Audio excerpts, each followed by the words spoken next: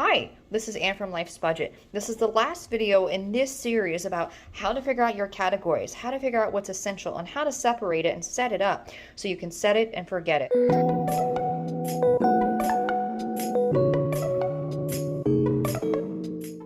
This is your second checking account. This is for the things that are reoccurring fixed essentials, promotional deals you've already tried to negotiate. These are your rent and mortgage, your cell phone, your internet, your car insurance, life insurance, and health insurance. You set it, you forget it. Man, does that feel good. Now, you've also already set up your physical envelopes so you don't overspend for groceries, water, natural gas, electricity, vehicle gas, and before and after school care. A couple of tips you can use in order to make sure that this is under control.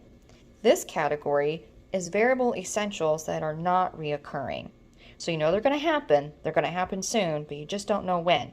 You've already figured out about how much you need to put in your digital or your physical envelopes every 2 weeks or by pay period in order to try to negotiate these a little bit better. So that's clothing, shoes, summer care, car payment, hygiene products, home repairs and maintenance,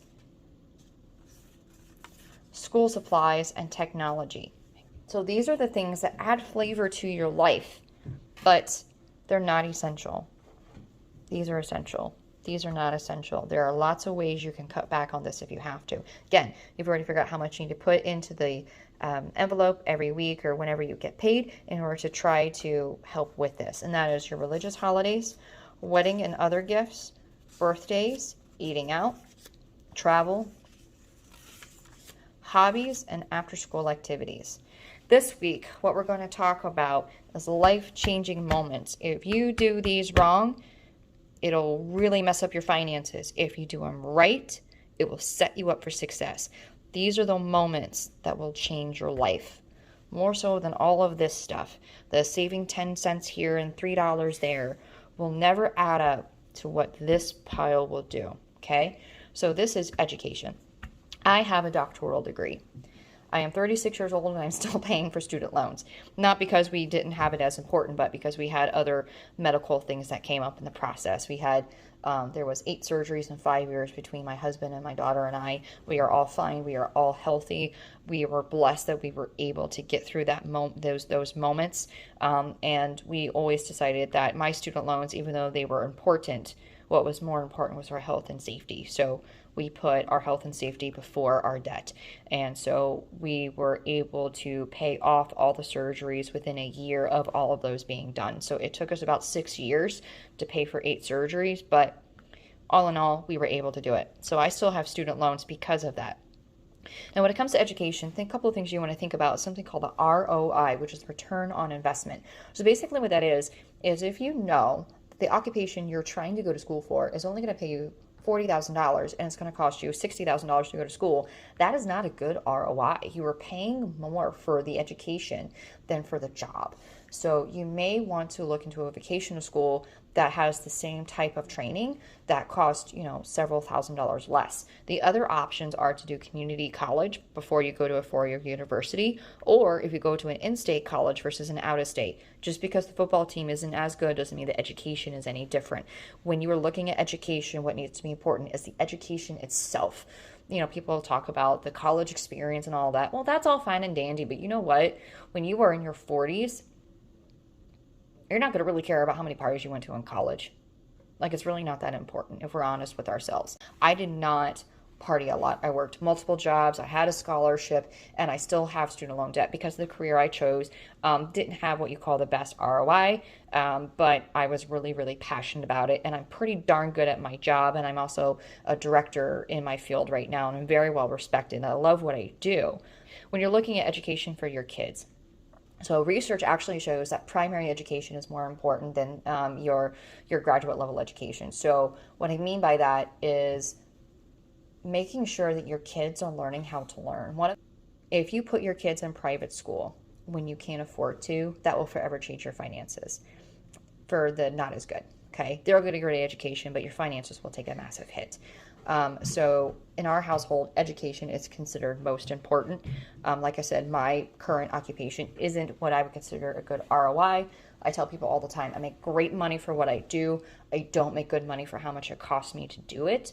However, with that being the case, we have been able to live off of my income only for most of our marriage and most of our daughter's life. My husband just returned to part-time work recently. He's been doing YouTube for a while as well, but that's really inconsistent. So in our household, education is considered the most important, and we decide to invest in our daughter's primary education because the ability to learn how to learn is so important to us. So this is based off of how you about education, what you're able to do, and how your finances are set up. So yes, our daughter is in a very good primary school, but my student loans are also a very low interest rate. I was able to refinance them several times to get them down from 8.5% to under 4% over the years. And so now the student loan payments, not only does each payment take a huge chunk out of the principal every month, but it's much smaller bill than it was just a couple of years ago. So that difference allowed us to afford to put our daughter in a very good school, which is really important. And I have no regrets about those decisions. Now, if we're honest with ourselves, those decisions are very hard on us financially, so we've had to find other ways in order to cope with it. But my husband and I have always considered it to be very important. Therefore, we have foregone a lot of luxuries in order to do that, and that is a personal choice. So the reason I'm telling you that story is that this is not cut and dry.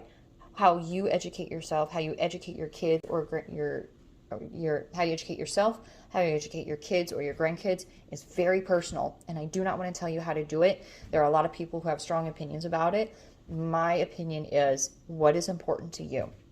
What are you willing to sacrifice? We have chosen to sacrifice a lot of little things. Purchasing a home. They recommend putting down about 20% in order to purchase a home. There are situations where you can put about 3.5% down. Before you get to this point, the things you want to think about is having a minimum of a 6-month emergency fund, plus also putting enough money to account for the closing and home repairs. If you get in by the skin of your teeth on this and you have the roof go on you, you are screwed, my friend. You are screwed. This can financially ruin you if you try to overbuy. When purchasing a home, the common advice is to go between 25 to 35% of your bring home pay.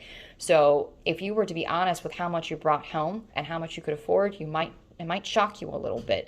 So before purchasing a home, make sure you can put enough down payment between 25 and 35% of your bring home pay.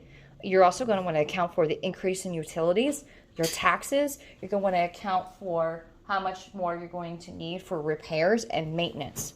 This can financially ruin you or set you up. Weddings. Okay, if you are paying for your own wedding or your kid's wedding, the average wedding, I believe, is around $24,000. You're going to want to save for that. The best thing my husband and I ever did was not go into debt for our wedding. When we went on our honeymoon, knowing we didn't go into debt for our wedding felt amazing. And our wedding had 107 people at it, so it wasn't small, and it was a very, very nice wedding. But we did it. We paid for it as we went. We got engaged. We set the wedding date for 1.5 years away, so that way we can pay for it as we went. And a lot of people offered to do gifts, and on some of them we asked, if they would contribute to the cost instead, and several people did. So we didn't get as many wedding gifts, didn't go into debt for our wedding, and that is one of the best things we've ever done. Purchasing a car can make or break you. If you try to buy a new car every couple of years, one, it depreciated more than you paid for it, so you're losing money on that. Two, cars can last 10, 15, 20 years if you maintain them properly. Three, the average car payment's around $800 a month right now. That's a lot of freaking money, man. So before you purchase a car, the common rule that I hear that I really like is put 20% down and try to pay it off in 3 years, and then drive it for as long as you can. The other piece of that rule is that you don't put more than 8% of your income towards it. But If you actually do that, you're going to be a little shocked on how little of a car you can afford. So when you're making a car purchase, do you really need a new car? Cars can drive for, like I said, 10, 15, 20 years. So you don't need a new car purchase every year. Right now, the average American, when they have a new car, they actually have negative equity in the car that we're trading. So they actually have to add to their car payment in order to cover the trade-in. Home remodeling. So when you have a home, one of the things you want to remember is, yes, you need to make it for yourself, but if you're going to resell it, the big areas in the home that sell the best are the kitchens and the bathrooms. If you focus on the kitchens and the bathrooms, you're going to get the best ROI or return on investment. When you take out a loan in order to do these things, you don't know if you're actually going to get your return on investment. And the reason why is the interest rates alone will get you. So if you want to do them, you can either do it yourself or you can save money for them. Get lots of estimates, and cheaper is not always better. Paying a lot of money is not always better. There's usually some gray area in there. So home remodeling, that can make or break your finances. And then moving for a job, moving to be closer to family, moving in order to cut your costs at some point. So if you put a little bit of money every paycheck away in order for move, even if it's only $10 or $15, because the average move is around $15,000 between either closing costs, closing out a rental or anything like that, renting a truck, putting first and last month or a down payment on a house or anything like that, you're looking around 15 grand just to move.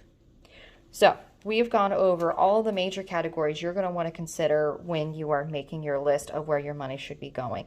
In the following videos, I think I'm going to discuss how you decide what order to do it in, and possibly the amount of money or the percentage of money should go into those accounts in order to understand how to keep all of those pieces together. So when you put it all together, it's a really pretty puzzle picture. All right, please click like, subscribe, please comment down below. Bye.